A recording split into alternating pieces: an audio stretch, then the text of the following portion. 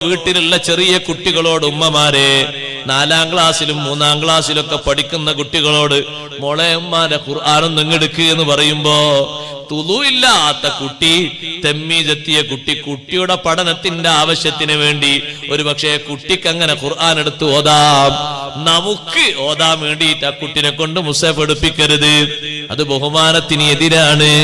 സുബ്ഹാനല്ലാഹ്, ആ ഖുർആൻ ഓതുന്ന സമയത്ത് ഖുർആനിലേക്ക് ഇങ്ങനെ തലതായി തീരിക്കണമെന്നല്ലേ ഇമാം നബി റളിയല്ലാഹു അൻഹു പറഞ്ഞത്. എന്തൊരു ബഹുമാനമാണ്! ഖുർആനിലേക്ക് ഉമിനീര് തെറിപ്പിക്കാൻ പാടില്ല. ഉമിനീര് കയ്യിൽ തൊട്ടുകൊണ്ട് ഖുർആനിന്റെ പേജ് മറിക്കാൻ പാടില്ല. അഥവാ ഉളു മുറിഞ്ഞു പോയാൽ പിന്നെ നീ ഉളു എടുത്ത് വന്നിട്ടല്ലേ ഖുർആന് തൊടാൻ പറ്റൂ. ഉളു ഇല്ലാത്തവർക്ക് ഇത് തൊടാൻ പറ്റൂലല്ലോ. എന്തൊരു ബഹുമാനമാണ് അല്ലാഹു തആല ഖുർആന് നൽകിയത്. ചെറിയ ബഹുമാനമല്ല. വിശുദ്ധ റമളാനു ശരീഫ് വരുന്നതിന്റെ മുമ്പ് തന്നെ ഖുർആനുമായി നമ്മൾ വലിയ ബന്ധം പുലർത്തണം. ഖുർആൻ എപ്പോഴും ബഹുമാനത്തിന് അല്ലാഹു നമുക്ക് നൽകിയതാണ്. മഹാന്മാര് ഖുർആൻ കൊണ്ട് ബഹുമാനം സ്വീകരിച്ചു. ഈ ലോകത്തെ ബഹുമാനം അവർക്ക് ഖുർആൻ കൊണ്ട് സമ്പാദ്യങ്ങൾ കിട്ടിയോ? കിട്ടി. വലിയ ബഹുമാനമല്ലേ ആ മഹാന്മാർക്ക് കിട്ടിയത്. നിങ്ങൾ കണ്ടില്ലേ, ബഹുമാനപ്പെട്ട ഇമാം ബുഖാരി റഹ്മത്തുള്ളാഹി അലൈഹി സ്വഹീഹുൽ ഖുർആനിന്റെ ബഹുമാനം ഉദ്ധരിച്ചപ്പോ ഫാത്തിഹത്തുൽ കിതാബിന്റെ ബഹുമാനം മഹാൻ അവർകൾ പറഞ്ഞു. സൂറത്തുൽ ഫാത്തിഹയ്ക്ക് എത്ര വലിയ ബഹുമാനമുണ്ട്. അല്ലാഹു തആല പറഞ്ഞു നബി സല്ലല്ലാഹു അലൈഹി വസല്ലം തങ്ങളോട്, ഭൂമി ലോകത്ത് ഭൗതികന്മാരായ ആളുകൾക്ക് ഇഷ്ടം പോലെ സമ്പത്ത് നമ്മൾ കൊടുത്തിട്ടുണ്ടെങ്കിലും സൗകര്യങ്ങൾ കൊടുത്തിട്ടുണ്ടെങ്കിലും അവർക്ക് കൊടുത്തതിനേക്കാളും വലുത് തങ്ങൾക്ക് തന്നിട്ടുണ്ട്. വലഖദ് ആതൈനാക സബ്അൻ മിനൽ മസാനി വൽ ഖുർആനൽ അദീം. ഖുർആനുൽ അദീം എന്ന് പേരുള്ള ഒരു സൂറത്തുണ്ട് ഖുർആനിൽ. അത് സൂറത്തുൽ ഫാത്തിഹയാണ്. സബ്അൻ മിനൽ മസാനി എന്നല്ലേ അതിനെ പറ്റി പറയുന്നത്. അഥവാ ആവർത്തനം 2 പ്രാവശ്യം നടന്ന സൂറത്ത്. ഒന്നുകിൽ അങ്ങനെ അർത്ഥമുണ്ട്, അതല്ലെങ്കിലോ എന്നെന്നും കൂടുതൽ ആവർത്തിക്കപ്പെടുന്ന സൂറത്ത്. നിസ്കരിക്കുമ്പോ ഫർള് നിസ്കാരങ്ങളിലായിട്ട് തന്നെ 17 തവണ സൂറത്തുൽ ഫാത്തിഹ ഓതുന്നില്ലേ? സുന്നത്ത് നിസ്കാരത്തിൽ വേറെയും ഓതുന്നില്ലേ? വേറെ ചില സംഗതികൾക്കൊക്കെ സൂറത്തുൽ ഫാത്തിഹ എത്ര ഓതുന്നുണ്ട്. ഇത്ര ആവർത്തിക്കുന്ന ഒരു സൂറത്ത് ലോകത്ത് വേറെ ഇല്ലല്ലോ. നിർബന്ധമായി ആവർത്തിക്കാൻ പറഞ്ഞ സൂറത്തുൽ ഫാത്തിഹ വലിയ ബഹുമാനമുള്ള സംഗതിയാണ്. അല്ലാഹു തആല പറഞ്ഞു, വലാ തമുദ്ദന്ന ഐനൈക ഇലാ മാ മത്തഅനാ ബിഹി അസ്വാജം മിൻഹും. നബിയേ, അവരിൽ കുറെ ആളുകൾക്ക് നമ്മൾ ദുനിയാവിൽ ഇഷ്ടം പോലെ കൊടുത്തിട്ടുണ്ട്, കോടിക്കണക്കിന്. നിങ്ങൾ അവരെ കോടി നോക്കിയിട്ടാ കണ്ണഞ്ചിപ്പിക്കുന്നത്? അതിനേക്കാളും വലുത് അല്ലാഹു തങ്ങൾക്ക് തന്നിട്ടുണ്ട്. എന്ത്? സബ്അൻ മിനൽ മസാനി വൽ ഖുർആനൽ അദീം. എങ്ങനെ ഉസ്താദേ ആ കോടിപതികളെക്കാളും വലിയ ബഹുമാനം സൂറത്തുൽ ഫാത്തിഹയ്ക്കുള്ളത്? ഒന്നാമതായി ഫാത്തിഹ നല്ലോണം ഓതാൻ പഠിക്കണം. ഉസ്താദേ പ്രായമൊക്കെ എത്രയില്ല? പ്രായം പരിധി ഉണ്ടോ? ഖുർആൻ ഒത്ത് പഠിക്കുന്നതിനുണ്ടോ? ഇല്ല. 5ാം ക്ലാസ് 10ാം ക്ലാസ് വരെ പഠിക്കാവൂ, പിന്നെ പഠിക്കാൻ പാടില്ല. അങ്ങനെ തിയറി ഉണ്ടോ? എത്ര കാലം കൊണ്ടാ ഒരു മുസ്ലിം പഠിക്കേണ്ടത് അത്ര കാലം കൊണ്ട് പഠിക്കണം എന്നാ നിർബന്ധ. സൂറത്തുൽ ഫാത്തിഹ തെറ്റുകൂടാതെ ഓതാൻ പഠിക്കുന്നത് ഓരോ മുസ്ലിമായ ആണിനും പെണ്ണിനും ഫർള് ഐനാണ്, നിർബന്ധാണ്. മദ്രസയിൽ നിന്ന് പഠിച്ചില്ലേ? സ്പെഷ്യൽ ഉസ്താദുമാരെ വെച്ച് പഠിപ്പിക്കണം. SLC പഠിക്കൽ നിർബന്ധമല്ല, സുന്നത്താണ്. നിങ്ങൾ +2 പഠിക്കൽ നിർബന്ധമല്ല, സുന്നത്താണ്. ഡിഗ്രിന്റെ ഡിഗ്രി പഠിക്കൽ സുന്നത്താണ്. ഇത് നിർബന്ധാണ്. ഫാത്തിഹ സൂറത്ത് പഠിക്കുന്നത്. ഖുർആനിൽ ആകെ പഠിക്കൽ നിർബന്ധമുള്ള ഒരു സൂറത്തേ ഉള്ളൂ. ഏതാണത്? സൂറത്തുൽ ഫാത്തിഹ. അത് തെറ്റുകൂടാതെ ഓതാൻ ആദ്യം പഠിക്കണം. നമ്മൾ എപ്പോഴും ഒരു ഫാത്തിഹ, അക്ബറിന്റെ അടുത്ത് ഒരു ഫാത്തിഹ ഉണ്ട്, മരിച്ചാലും ഒരു ഫാത്തിഹ ഉണ്ട്, ഖബറുമ്പുറത്ത് ഒരു ഫാത്തിഹ ഉണ്ട്, മൗലൂദിൽ ഒരു ഫാത്തിഹ ഉണ്ട്. ഒരു ഒയന്ന ഫാത്തിഹ. ഫാത്തിഹ ഒയന്നുകൊണ്ടല്ലേ, നമ്മൾ ഒയന്നുകൊണ്ടാണ്. ഫാത്തിഹ ഉഷാർ തന്നെയാണ്. പക്ഷെ നമ്മൾ അങ്ങനെ ഓതുന്നത്, ഇങ്ങനെ ഓതുന്നത് ബിസ്മില്ലാഹിർ റഹ്മാനിർ റഹീം. നിസ്കാരത്തിലും അങ്ങനെ തന്നെ. എന്താ ഈ ഉസ്താദ് വേഗം ഓതി തീർത്താൽ നമ്മളൊക്കെ എന്ന് കഴിഞ്ഞു ഫാത്തിഹ? ഫാത്തിഹ കഴിഞ്ഞിട്ട് 10 കൊല്ലം കഴിഞ്ഞു, ഇപ്പോഴും മുപ്പരെ ഫാത്തിഹ കഴിഞ്ഞിട്ടില്ല. എങ്ങനെ കഴിയാതിരിക്കുക? അങ്ങനത്തെ ആകെ ഫാത്തിഹ ഒരു ദിവസം 100 അല്ല 150 ഓതാ, ഒരു ഫലം ഉണ്ടാവില്ല. ബിസ്മില്ലാഹിർ റഹ്മാനിർ റഹീം അൽഹംദുലില്ലാഹി റബ്ബിൽ ആലമീൻ റഹ്മാനിർ റഹീം മാലികി യൗമിദ്ദീൻ ഇയ്യാക നസ്തഈൻ ഇഹ്ദിനസ് മുസ്തഖീം സിറാത്തൽ ലദീന വൽ മഗ്ദൂബിൽ ളാലീൻ. ഇതാണ് ഫാത്തിഹ. ഇങ്ങനെ ഫാത്തിഹ ഓതണ്ടേ? ഇങ്ങനെയാണ് നിസ്കാരത്തിൽ ഫാത്തിഹ ഓതേണ്ടത്. ഓതാൻ ആദ്യം പഠിക്കണം. ഓതാൻ പഠിച്ചിട്ട് ഓതിയാൽ കിട്ടേണ്ടതൊക്കെ കിട്ടും, തരേണ്ടതൊക്കെ അല്ലാഹു തആല തരും. നമ്മൾ ഓതിയിട്ട് എന്താ കിട്ടാത്തത് എന്നല്ലേ ആശങ്ക. ഓത്ത് റെഡിയാക്കണം. 156 അക്ഷരവും കൃത്യമായി ഓതാൻ പഠിക്കണം. കൃത്യമായിട്ട് ഓതാൻ പഠിക്കണം. ഞാൻ ഒരു തകരാറുണ്ടാകൂല, ഒരു കുഴപ്പമുണ്ടാകൂല. വളരെ റെഡിയാണ് ആ ഫാത്തിഹ. നിങ്ങൾ നോക്ക്, ആ ഫാത്തിഹക്ക് ഈ ദുനിയാവിൽ അല്ല കൊടുത്ത കോടീശ്വരന്മാരുടെ കോടിയേക്കാളും ബഹുമാനമുണ്ടോ? ഉണ്ട്. ഒരൊറ്റ ഉദാഹരണം പറയാം. അഷ്റഫുൽ ഖൽഖ് റസൂലുള്ളാഹി സ്വല്ലല്ലാഹു അലൈഹി വസല്ലം തങ്ങളുടെ സ്വഹാബ യാത്ര പോകുന്നു. യാത്രാമധ്യേ അവർക്ക് വിശന്നു, കയ്യിൽ ഭക്ഷ്യവസ്തുക്കളൊന്നുമില്ല. ഒരു സ്ഥലത്ത് തമ്പടിച്ച് അവര് അടുത്ത് കാണുന്ന വലിയൊരു തറവാട് വീടുണ്ട്. ആ തറവാട്ട് വീട്ടിൽ പോയിട്ട് ഭക്ഷണം വല്ലതും തരുമെന്ന് വെച്ചു. നിങ്ങളെവിടെ? ഞങ്ങൾ യാത്രക്കാരാണ്, മദീനത്തുനിന്ന് വരികയാണ്. യാത്രാമധ്യേ ഞങ്ങൾ ഭക്ഷണമൊക്കെ തീർന്നു പോയി, ഭക്ഷണം തരൂ. ഭക്ഷണം തരുമെന്ന് വെച്ചാൽ കൊടുക്കണം കേട്ടോ. കൊടുക്കാത്തതുകൊണ്ട് വലിയൊരു പരാതി അല്ലാഹു തആല ഖുർആനിൽ വരെ പറഞ്ഞിട്ടില്ലേ? ഹത്താ ഇദാ അതയാ അഹ്ല ഖറിയത്തിൻ ഇസ്തത്വഅമാ അഹ്ലഹാ ഫഅബൂ യുളയിഫുഹുമാ. കലീമുല്ലാഹി മൂസ അലൈഹിസ്സലാമും ഖദർ അലൈഹിസ്സലാമും ഒരു നാട്ടിലൂടെ പോയിട്ട് ഭക്ഷണം ചോദിച്ചിട്ട് ആ നാട്ടുകാർ കൊടുത്തില്ല. അത് കൊടുക്കാതിരിക്കുന്ന പരാതി തന്നെയാണ്. ഇത് ആ നാട്ടുകാർക്ക് ഒരു വിഷമം തന്നെയല്ലേ അത്? ആ നാട്ടുകാർക്ക് മൊത്തം വിഷമാണത്. ആ നാട്ടുകാരോട് മൊത്തം ചോദിച്ചോ ഭക്ഷണം? ഇല്ലല്ലല്ല. അവരെത്തിയ 1-2 വീട്ടുകാരോട് ചോദിച്ചപ്പോ തന്നെ മനസ്സിലായ നാട്ടിന്റെ അവസ്ഥ എന്താണ്. ഈ നാട്ടിലിപ്പോ ഒരു പരിചയമില്ലാത്ത ഒരാൾ വന്നു. ജുമുഅ നിസ്കാരം കഴിഞ്ഞിട്ട് അയാൾ പുറത്തെങ്ങനെ ഇരിക്കുമ്പോ നമ്മളൊക്കെ അയാളെ നോക്കി അങ്ങനെ പോയി, എല്ലാവരും പോയി. അപ്പൊ അയാൾ ഈ നാടിനെ വിലയിരുത്തി. എന്താ വിലയിരുത്തിയത്? ഒരു പരിചയമില്ലാത്ത ഒരാളെ വന്നിട്ട് എവിടുന്നാണ്, എന്താണ് നിങ്ങൾ ഭക്ഷണം കഴിച്ചോ ചോദിക്കാതെ എല്ലാവരും മുണ്ടും മുറുക്കി പോയെങ്കിൽ ഈ നാട്ടിൽ ഭക്ഷണം തരാൻ പറ്റിയ ഒറ്റ കുട്ടിയില്ല എന്നവർ മനസ്സിലാക്കി. അല്ലേ? പഴയ കാലത്തും ഇപ്പോഴൊക്കെ നാട്ടിലെ മുത്താലിമീങ്ങൾക്ക് ഭക്ഷണം കൊടുക്കുന്ന നാടാണ് ഈ നാട്ടിൽ. അല്ലാഹു ബർക്കത്ത് ദായിമാക്കി തരട്ടെ. മഹാന്മാർക്ക് വലിയ ബഹുമാനമുള്ള നാടാണ് ഈ നാട്. അതുകൊണ്ടല്ലേ മഹാന്മാർ ഇവിടെ വന്ന് കിടന്നാലേ ഇവരുടെ പോയി കിടക്കൂലേ? അത് വലിയ ബഹുമാനമുള്ളത് കൊണ്ടല്ലേ. ഇവിടെ ഒരാളെങ്ങനെ കണ്ടു, നമ്മളെ നാട്ടിലെ സ്വഭാവം എന്താ? ജുമുഅ നിസ്കാരം കഴിഞ്ഞു, മൂപ്പരാരാ അറിയില്ല, നമ്മൾ പോയി നോക്കാം, പരിചയപ്പെട്ടു. അസ്സലാമു അലൈക്കും, നിങ്ങളെവിടെ? ഞാൻ കുറച്ച് ദൂരത്താണ്, ഇവിടെ വന്ന് ഞാൻ സിയാറത്തിന് വന്ന്. ആ എന്നാ വരി, ഭക്ഷണം കഴിച്ചിട്ട് പോവാ. മൂപ്പർക്കുള്ള ഭക്ഷണം നേരത്തെ പോലെ റെഡിയാക്കിണോ? ഇല്ല. ഉള്ള ഭക്ഷണത്തിൽ നിന്ന് അതിഥിയായി സ്വീകരിച്ചു കൊണ്ടുപോയി കൊടുക്കുന്നു. ആ സ്വഭാവമല്ലേ നാട്ടിലുള്ളത്? അത് ഉപ്പാപ്പന്മാര് പഴയ കാലത്തെ പുലർത്തിപ്പോന്ന് നമ്മെ പഠിപ്പിച്ചൊരു ആദരവാണത്. കുറഞ്ഞ വീട്ടുകാരോട് ഭക്ഷണം ചെയ്ത് കൊടുത്തില്ല. അല്ലാഹു തആല എന്താ പറഞ്ഞത്? ഹത്താ ഇദാ അതയാ അഹ്ല ഖറിയത്തിൻ. ഒരു ഗ്രാമക്കാരുടെ കൂടെ അവരങ്ങനെ പോയപ്പോ ഭക്ഷണം ചോദിച്ചു. ഫഅബൗ. ആ നാട്ടുകാർ വിസമ്മതിച്ചു. യുളയിഫുഹുമാ, അവരെ സൽക്കരിക്കുന്നതിന്. പിൽക്കാലത്ത് അവരാണ് ആ നാട്ടുകാര് എന്നറിഞ്ഞ കുറച്ച് സ്വഹാബിമാര് മദീനത്തേക്ക് വന്നു. അഷ്റഫുൽ ഖൽഖ് റസൂലുള്ളാഹി സ്വല്ലല്ലാഹു അലൈഹി വസല്ലം ഹദ്റത്തിലേക്ക് വന്നിട്ട് അവര് പറഞ്ഞു, കുറേ ഉപഹാരങ്ങളുമായിട്ടാ വന്നത്, പ്രസന്റേഷനൊക്കെ ഉണ്ട്. നബിയെ, ഞങ്ങള് മറ്റേ നാട്ടുകാരാണ്, ഞങ്ങൾക്കൊരു വിഷമമുണ്ട്. എന്താ വിഷമം? ഖുർആനില് ഞങ്ങളെ ഉപ്പാപ്പന്മാര് ഭക്ഷണം കൊടുക്കാത്തതിന്റെ പേര് ആ നാട്ടുകാരെ അവരെ സൽക്കരിക്കുന്നതിന് വിസമ്മതിച്ചു എന്നുള്ള ഒരു വിഷയം വന്നിട്ടുണ്ട്. ഞങ്ങളെ നാട്ടുകാരെ പറ്റിയാണല്ലോ അത് വന്നത്. ഏത് നാട് എന്നുള്ള ഖുർആനിൽ പറഞ്ഞിട്ടില്ല കേട്ടോ, നാടിന്റെ പേരും എന്നുള്ള ഖുർആനിൽ പറഞ്ഞിട്ടില്ല. അത് ഞങ്ങളെ നാട്ടുകാരെ പറ്റിയാന്ന് പലരും ഞങ്ങളോട് പറയുന്നുണ്ട്. അതുകൊണ്ട് തങ്ങളൊരു ചെറിയ അഡ്ജസ്റ്റ്മെന്റ് ചെയ്തു തരണം. അബൗ എന്നുള്ളിടത്തുള്ള തായുള്ള പുള്ളി, ബായിന്റെ പുള്ളി ഒന്ന് മേലക്കാക്കിയിട്ട് ഒരു പുള്ളിയും കൂടി ഇട്ടിട്ട് അത്തവും നാക്കി തരണം. അതിനാണ് ഈ പാരിതോഷികങ്ങളൊക്കെ. ചെറിയൊരു ഒരു വകഭേദം, ഒരു മാറ്റത്തിരുത്തൽ. എന്താ ചെയ്യേണ്ടത്? അബൗ എന്നുള്ളിടത്തുള്ള തായുള്ള പുള്ളി എടുത്ത് മേലെ ഇട്ട് ഒരു പുള്ളിയും കൂടി കൊടുത്താൽ അത്തവും. ഈ മഹാന്മാര് സമീപിച്ചു. അയ്യുളയിഫുഹുമാ, അവരെ സൽക്കരിക്കുന്ന ആളുകളേനായി. അപ്പൊ സൽക്കാരം കിട്ടിയെന്നായി. ഒരു ചെറിയ മാറ്റമൊന്ന് പെടുത്തിയാൽ ഞങ്ങളെ കുടുംബത്തിനും ഞങ്ങളെ നാട്ടുകാർക്കും വലിയ സന്തോഷമാണ്. അഷ്റഫുൽ ഖൽഖ് സ്വല്ലല്ലാഹു അലൈഹി വസല്ലം നിങ്ങൾ പറഞ്ഞു, ഇത് അല്ലാഹു എനിക്ക് തരുന്ന വഹയാണ്. മാ യകൂനു ലീ അൻ ഉബദ്ദിലഹു മിൻ തിൽഖാഇ നഫ്സി. എനിക്കത് മാറ്റം വരുത്താനുള്ള അധികാരമില്ല. നിങ്ങൾ കൊണ്ടുവന്നായിട്ടൊക്കെ തൽക്കാലം വേഗം സ്ഥലം വിട്ടോളി. പാരിതോഷികങ്ങളൊന്നും എനിക്ക് വേണ്ട, എനിക്കത് മാറ്റം വരുത്താൻ പറ്റൂല. അത് അള്ളാഹുവാണ് മാറ്റേണ്ടത്. റബ്ബ് തആലയല്ലേ ഖുർആൻ ഇറക്കിയത്. അത് മാറുമോ? വകഭേദം വരുമോ? നാൾക്ക് നാളിങ്ങനെ ഓരോ വർഷം കൂടുമ്പോൾ മാറുന്ന സുവിശേഷം ഇത് അല്ലല്ലല്ല. ഇത് അള്ളാഹുവിന്റെ കലാമാണ്.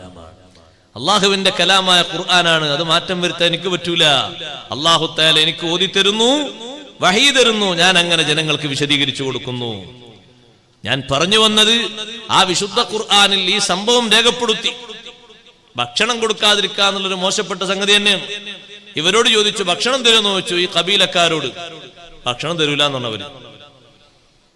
പാവപ്പെട്ട സ്വഹാബിമാര് ഭക്ഷണം തരുമെന്ന് ചോദിച്ചപ്പോ ഭക്ഷണം തരൂല എന്ന് പറഞ്ഞു.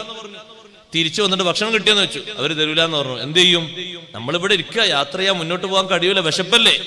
ഏതെങ്കിലും യാത്രക്കാർ വരുമ്പോ അവരെ കയ്യിൽ മിച്ചമുള്ള ഭക്ഷണം കിട്ടിയിട്ട് അതും കഴിച്ച് നമുക്ക് പോകാം. അവരവിടെ ഇരുന്നു.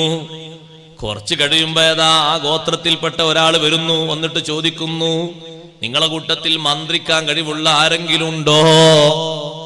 മന്ത്രിക്കാൻ കഴിവുള്ള ആരെങ്കിലും നിങ്ങളെ കൂട്ടത്തിലുണ്ടോ? ഉണ്ട്. എന്തേ സംഭവം? ഗോത്രത്തലവന് പാമ്പ് കടിയേറ്റു, അല്ലെങ്കിൽ തേള് കടിയേറ്റു. രണ്ട് രൂപത്തിൽ ഡിവായത്ത് കാണാം. പാമ്പോ തേളോ ഒന്ന് കടിച്ചു. കാലനക്കാൻ കഴിയുന്നില്ല. താഴ്ഭാഗത്തുനിന്ന് മേലോട്ട് വിഷമങ്ങനെ കയറിക്കൊണ്ടിരിക്കുകയാണ്. ഓരോ ഭാഗത്തും നീര് കെട്ടിയിട്ട് തടി ഇങ്ങനെ വീർത്തുകൊണ്ടിരിക്കുന്നു. വല്ലാത്ത അസ്വസ്ഥതയിലാണ്. നിങ്ങൾ വരുമോ? സ്വഹാബത്ത് പറഞ്ഞു ഞങ്ങൾ വരാം. പക്ഷെ നേരത്തെ ഭക്ഷണം ചോദിച്ചിട്ട് തരാത്ത കൂട്ടരാ നിങ്ങൾ. അങ്ങനെ വരൂല. അങ്ങനെ സൗജന്യമായിട്ട് നിങ്ങളോട് സ്നേഹം കാണിക്കേണ്ട ആവശ്യമില്ല. മനുഷ്യന്റെ ഒരു ബഹുമാനല്ലേ ഭക്ഷണം ചോദിച്ചാൽ കൊടുക്കുക എന്നുള്ളത്. അതിൽ മതവ്യത്യാസം ഉണ്ടോ? ഒന്നുമില്ല. അതൊരു മനുഷ്യന്റെ അവകാശമാണ്. ജാതിയും മതവും ഒന്നും നോക്കാതെ കൊടുക്കണ്ടേയല്ലേ ഭക്ഷണം എന്ന് പറഞ്ഞ വെള്ളം തന്നത്. അതുകൊണ്ടല്ലേ ഇസ്ലാം പഠിപ്പിക്കുന്നത്. യാത്രക്കാരുടെ കൂട്ടത്തിൽ ഒരു നായക്ക്, അവർ കൂടെ കാവലിന് പോകുന്ന ഒരു നായക്ക് കൊടുക്കാനുള്ള വെള്ളമാണ് ഒരാളെ പാത്രത്തിലുള്ളത്. ഉളു എടുക്കാൻ സമയമായി. ആ വെള്ളം കൊണ്ട് ഉളു എടുക്കാൻ പറ്റുമോ? ആ നായക്ക് വെള്ളം വേണം. ആ വെള്ളം നായക്ക് വേണ്ടി കരുതി സൂക്ഷിച്ചുകൊണ്ട് മണ്ണ് കൊണ്ട് തേമം ചെയ്യണം എന്നല്ലേ കൽപ്പന. എത്രമാത്രം മറ്റുള്ളവർക്ക് സഹായം ചെയ്തു കൊടുക്കണം എന്നാണ്. മുഹ്തറമായ ഒരു ജീവി, കാവലിനുള്ള ജീവിയായ നായ മുഹ്തറമായ ജീവിയാണ്, ബഹുമാനിക്കപ്പെടുന്ന ജീവിയാണ്. വേട്ടക്ക് കൊണ്ടുപോകുന്ന നായ ബഹുമാനമുള്ള ജീവിയാണ്. നാട്ടിലെവിടോ ആർക്കും പരിചയമില്ലാത്ത ജീവിയല്ലത്. ആ കൂട്ടത്തിൽ പോകുന്ന ആളുകൾക്ക് കാവൽ നൽകുന്ന നായയാണ് ആ നായ. ആ നായക്കുള്ള ഒരു വെള്ളം മാത്രമാണ് കൂടെയുള്ളത്. അതെടുത്ത് കുടിക്കാൻ പറ്റൂല, ഉളു കൊടുക്കാൻ പറ്റൂല. അതിന് പകരം അവർ തയമ്മും ചെയ്തിട്ട് ആ വെള്ളം ആ നായക്ക് കുടിക്കാൻ വേണ്ടി കാത്തു വെക്കണം. ഭക്ഷണം ചോദിച്ചിട്ട് തരാ കൂട്ടരാണ് നിങ്ങൾ. അതുകൊണ്ട് സൗജന്യമായിട്ട് മന്ത്രിച്ചു തരൂല, എന്തെങ്കിലുമൊക്കെ നിശ്ചയിച്ചു തരണം. എന്ത് വേണമെങ്കിലും തരാം, നിങ്ങൾ വന്ന് മന്ത്രിക്കുമെന്ന് വെച്ചു. ആ മന്ത്രിക്കാം. അങ്ങനെ പോയി. ഒരു സ്വഹാബിയാ പോകുന്നത്. 10-30 ചില്ലാനം ആളുകൾ യാത്രയിലുണ്ട്. ഒരാൾ പോയിട്ട് ഒരൊറ്റ ഫാത്തിഹയാ ഓതിയത്. ഒരു ഫാത്തിഹക്ക് കോടിയിലധികം വലിയ വിലയാണ്. കോടാനക്കോടി വിലയാണ്. കോടീശ്വരന്മാരുടെ കോടിയിലധികം വിലയാണ്. സഹോദരങ്ങളെ, ആ ഗോത്രത്തലവൻ സമ്പന്നനാണ്. വലിയൊരു ഗോത്രമാണ്, വലിയ സമ്പത്തുള്ളുണ്ട്. വൈദ്യന്മാര് സ്പെഷ്യലായിട്ട് അവിടെയുണ്ട്. പക്ഷേ വൈദ്യ ചികിത്സയും മറ്റൊന്നും ഫലം ചെയ്തിട്ടില്ല. അപ്പോഴാണ് കൂട്ടത്തിലൊരാള് പറഞ്ഞത്, ആ വന്ന ആളുകളെ കൂട്ടത്തിൽ മന്ത്രിക്കുന്ന ആളുണ്ടോന്നൊന്ന് ചോദിക്കാൻ പറഞ്ഞതാണ്. നാട്ടുവൈദ്യന്മാര് ധാരാളമുണ്ട് ഗോത്രത്തിന്റെ കീഴില്. ഫാമിലി ഡോക്ടേഴ്സ് ഉണ്ട്. അവരൊന്നും പരിശോധിച്ചിട്ടൊരു ഫലവും കിട്ടിയിട്ടില്ല. അപ്പോഴല്ലേ അവര് മന്ത്രം ചോദിച്ചു വന്നത്. ഒരു സ്വഹാബി പോയിട്ട് ഒറ്റ ഫാത്തിഹ ഓതി. തീരുമ്പോഴേക്ക് കാലിന്റെ വണ്ണം കുറഞ്ഞുപോയി, വിഷം മാറിപ്പോയി. കാലൊന്ന് അനക്കാൻ കഴിയാത്ത ഗോത്രത്തലവൻ സന്തോഷത്തോടെ നടക്കാൻ തുടങ്ങി. അപ്പൊ പിന്നെ നമ്മളെ മനസ്സിൽ സംശയല്ലേ, സാധേ നമ്മള് കുറെ ഫാത്തിഹ ഓതിയിട്ട് എന്താ അങ്ങനെ കിട്ടാത്തത്? ഒന്ന് കാര്യം പറഞ്ഞുതരാം. ഒന്ന്, ആദ്യം നമ്മള് മനസ്സിലൊന്ന് ഈമാൻ നല്ലോണം ഉറപ്പിക്കണം. കുറ്റിയുറപ്പുള്ള ഉറപ്പുറപ്പിക്കണം. കാരണം നമ്മളോട് ആരെങ്കിലും ഒന്ന് 114 ഫാത്തിഹ ഓതിക്കോളൂ എന്ന് പറഞ്ഞാല് പലതും ചെയ്തു. കൂട്ടത്തിൽ ഇതൊന്നും ചെയ്തു നോക്കാം. പിന്നെ അള്ളാഹു തആല നമുക്ക് തരാൻ വേണ്ടി, തരാതിരിക്കാൻ വേണ്ടി ഉറച്ച വിശ്വാസത്തോടെ ചെയ്യ്. അങ്ങനെയല്ലേ? മരുന്ന് കുടിക്കുന്ന ആൾക്കും മരുന്നിന് വിശ്വാസം വേണ്ടേ? ഒന്ന്. രണ്ടാമതായി എല്ലാ ട്രീറ്റ്മെന്റും നടത്തിയിട്ട് അവസാനം വരുന്ന മേഖലയാണ് എന്ത്? സാറേ ഞാൻ അവിടൊക്കെ പോയി ലാസ്റ്റ് വേണ്ടത്. ലാസ്റ്റ് വേണ്ടതാണോ? ആദ്യം വേണ്ടതല്ലേ? ആദ്യം വേണ്ടതല്ലേ? ചിന്തിക്കണ്ടേ? അതല്ലേ? അതിലല്ലേ നമുക്ക് കൂടുതൽ വിശ്വാസം വേണ്ടത്. അപ്പൊ നമ്മളെ കുടുംബത്തിൽ നിന്ന് അപരാധം അതുകൊണ്ടൊന്നും കാര്യമല്ലപ്പാ, ആ ഹോസ്പിറ്റലിലേക്ക് പോ കഴിഞ്ഞ്. ബാക്കിയുള്ളവരുടെ വിശ്വാസം ആ പറച്ചില് പോയി. നിങ്ങളിപ്പോ ആ ഒരു കുപ്പി വെള്ളം വന്ന് ചങ്ങാത്തിരിക്കുക, എടുത്ത് വണ്ടി വിടും ഹോസ്പിറ്റലിലേക്ക്. ഹോസ്പിറ്റലിൽ എത്തി ഡോക്ടർ വന്നിട്ട് 5 ഡോക്ടർമാർ മാറി മാറി പരിശോധിച്ചു. ഒരു ഡോക്ടർക്ക് ഫീസ് 5000 റുപ്യ. രണ്ടാമത് വലിയൊരു വിദഗ്ധനായ ഡോക്ടർ വന്നു, വലിയ മെഡിക്കൽ കോളേജിൽ നിന്ന്. അയാൾക്ക് ഫീസ് 7000 റുപ്യ. പിന്നെ മൂന്നാമത്തെ ഒരാൾ ഒന്നൊരു ഇഞ്ചക്ഷൻ ചെയ്തു, ഇഞ്ചക്ഷൻ 25,000 റുപ്യ. ഒരൊറ്റ ദിവസം തന്നെ ഇത്. വൈകുന്നേരം ആകുമ്പോഴേക്ക് കൂട്ടി നോക്കുമ്പോഴേക്ക് 75,000 റുപ്യ ചിലവായിട്ടുണ്ട്. നിങ്ങൾ പള്ളിയിൽ ഉസ്താദിനൊന്ന് വിളിച്ചു പറയോ? അപ്പൊ മറ്റാൾ, അതല്ലേ ഞാൻ ഇന്നലെ പോരുമ്പോ തന്നെ പറഞ്ഞത്, മറ്റാൾ മിണ്ടുന്നില്ല. ഹോസ്പിറ്റലിലേക്ക് കൊണ്ടുപോകാൻ പറഞ്ഞ ആൾ മിണ്ടുന്നില്ല. ആളിങ്ങനെ നോക്കി നിൽക്ക. അല്ലെങ്കിൽ ചോദിക്കട്ടെ സഹോദരങ്ങൾ, ഈ ഹോസ്പിറ്റലും സംവിധാനവും ഇത്ര രൂപത്തിലുള്ള ഈ തയ്യാറെടുപ്പൊക്കെ പോകാൻ തുടങ്ങിയിട്ട് പഴക്കം കുറെ ഉണ്ടോ? നൂറ്റാണ്ടുകൾ കുറെ എണ്ണുണ്ടോ? അടുത്ത കാലത്ത് നമ്മളെ വിശ്വാസത്തിന്റെ കുറവ് കൊണ്ടാണ് ഇതൊക്കെ വലുതായിക്കൂടുന്നത്. പഴയ കാലത്ത് നമ്മുടെ കുടിലുകളിൽ നിന്ന്, വീടുകളിൽ നിന്ന് ആരെങ്കിലും ഹോസ്പിറ്റലിലേക്ക് പ്രസവിക്കാൻ പോയിരുന്നോ? ഈ കൂട്ടത്തിൽ തന്നെ എത്ര ആൾക്കാർ പറയും, ഞാൻ എന്റെ പുരയിലാണ് എന്റെ ഉമ്മ പ്രസവിച്ചത്, അല്ലേ? 10 അങ്ങനെ പ്രസവിച്ച ഉമ്മമാരില്ലേ? അന്നൊന്നും എന്താ അതേ മാലകൾ നിലവിലില്ലേ? അതേ ആയത്തിൽ കുറിച്ചൊക്കെ അല്ലേ? ഈമാനില്ല, ബഹുമാനമില്ല. ആ ഒരൊറ്റ വിഷയം ഇപ്പോഴും ഉണ്ട്. അങ്ങനെ ഇപ്പോഴും അങ്ങനെയുണ്ട് സഹോദരങ്ങളെ. കാരണം പ്രസവം എന്ന് പറയുന്നു, ഗർഭം എന്ന് പറയുന്നു ഒരു രോഗമല്ല. രോഗമല്ലത്. അത് അല്ലാഹുത്തആല തരുന്ന ഒരു നിഅമത്താണ്, അനുഗ്രഹമാണ്. ആ രംഗം വരുമ്പോഴേക്ക് നബി സല്ലല്ലാഹു അലൈഹി വസല്ലം നിങ്ങൾ ആയത്തുൽ കുർസി ഓതാൻ, അതുപോലെ തന്നെ ഖുൽ ഹുവല്ലാഹു അഹദ് ഓതാൻ, ദുആഉൽ ഖർബ് അധികരിപ്പിക്കാൻ ആരോടാ പറയുന്നത്? ഫാത്തിമ ബീവി റളിയല്ലാഹു അൻഹയുടെ പ്രസവത്തോടടുത്ത് ഉമ്മു സലമ റളിയല്ലാഹു അൻഹയോടും മൈമൂന ബീവിയോടും പറയുന്നു, ഇഖ്ലാസ് കൂടുതൽ ഓതി, ദുആഉൽ ഖർബ് കൂടുതൽ ചൊല്ലി, ആയത്തുൽ കുർസി കൂടുതൽ ഓതി. നമ്മളോട് ഇപ്പോ പറഞ്ഞാൽ ആയത്തുൽ കുർസി നോക്കി നിൽക്കാം, വണ്ടി എടുത്ത് വിട്. ആ ആയത്തുൽ കുർസിന്റെ ബഹുമാനം കൂടി വാക്കിൽ പോയില്ലേ? നിങ്ങളൊന്ന് ആലോചിച്ചു. പഴയ കാലത്ത് അങ്ങനല്ല. ഒരു ഉമ്മ പ്രസവിക്കാൻ നിൽക്കാണ്, ഇപ്പുറത്തുന്നതാ ഉപ്പാന്റെ കയ്യിൽ അല്ലെങ്കിൽ എളാപ്പാന്റെ കയ്യിൽ മൂത്താപ്പാന്റെ കയ്യിൽ ഏട്.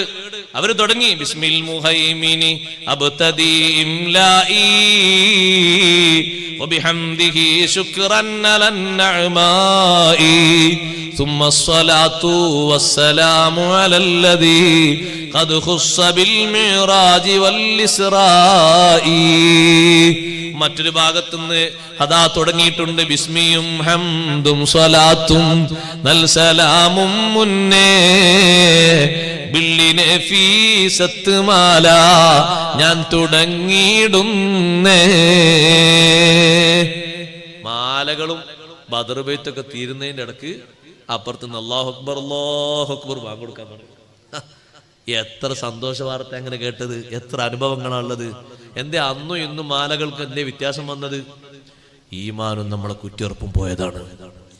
അതുകൊണ്ട് ഇഷ്ടം പോലെ ദുനിയാവ് മറ്റുള്ളവർക്ക് ഹലാലായി ജീവിക്കാൻ അള്ളാഹു നമ്മളെ കൊണ്ട് മാർഗാക്കി വെച്ചു. അതാ കാരണം ഓൽക്കൊരു ഹലാലായ ജീവിതം കിട്ടണ്ടേ. അതിന് നമ്മളെ ഈമാന്റെ കുറവൊരു കാരണമായി. നമ്മൾ ഓടിച്ചെന്നു അങ്ങോട്ട്, അപ്പൊ അവിടെ ചെലവായി. അല്ല എത്ര ചെലവ് എത്രയെന്നോ? സർജറി മൊത്തം കൂട്ടി നോക്കുമ്പോ 1,20,000. 1,20,000 നാ പ്രസവിക്കാക്ക നല്ലേ? അല്ല പ്രസവല്ല, ഓപ്പറേഷൻ. വല്ലാത്തൊരു ബുദ്ധിമുട്ട്. അല്ലെങ്കിൽ ഈ ഓതുന്ന ഓത്തിന് ആ 1,00,000-ക്കാളും വലിയ മൂല്യല്ലേ? ഒരൊറ്റ ഫാത്തിഹ സ്വഹാബി ഓതിയപ്പോഴേക്ക് വിശറങ്ങിപ്പോയി. നടക്കുന്ന ഗോത്രത്തലവൻ പറയുന്നു, അവരുടെ ആളുകളുടെ എണ്ണമനുസരിച്ച് ആടിനെ കൊടുക്കൂ. 30 ആടുകളെയുമായിട്ടാണ് ആ സ്വഹാബി സംഘത്തിലേക്ക് തിരിച്ചെത്തുന്നത്. ഒരാളാണ് മന്ത്രിച്ചത്, കൊടുത്തത് ഒരാൾക്കല്ല, എല്ലാവർക്കുമാണ്. എല്ലാവരും ഇതേ ലെവലിൽ ഫാത്തിഹ ഓതുന്ന മഹാന്മാരാണ്. ഫാത്തിഹ കൊണ്ട് അല്ലാഹ് നൽകിയ ബഹുമാനമാണ്, ഭക്ഷണമല്ലേ ആ നൽകിയത്. ആ 30 ആടുകളുമായിട്ട് ഇവരെ സവിധത്തിലേക്ക് വന്നപ്പോ സ്വഹാബിമാര് 2 പക്ഷമായി. ഒരു കൂട്ടര് ചിന്തിക്കുന്നു, നമ്മളോട് മന്ത്രിക്കാൻ നബി സല്ലല്ലാഹു അലൈഹി വസല്ലം പഠിപ്പിച്ചിട്ടുണ്ട്, കാണിച്ചു തന്നിട്ടുണ്ട്. പക്ഷേ നമ്മൾ ഇങ്ങനെ കണ്ടീഷൻ വെച്ചിട്ടല്ലേ ഇത് ചോദിച്ചത്. ഇത് ഭക്ഷിക്കുന്നത് ശരിയാകുമോ? പറ്റാത്തത് നമ്മളെ രക്തത്തോട് ചേർന്ന് പോയാൽ അത് നമുക്ക് ബുദ്ധിമുട്ടാകൂലേ? നമ്മളിത് കഴിക്കണോ എന്ന് സൂക്ഷ്മതയുടെ ഒരു പക്ഷം. മറ്റൊരു കൂട്ടർ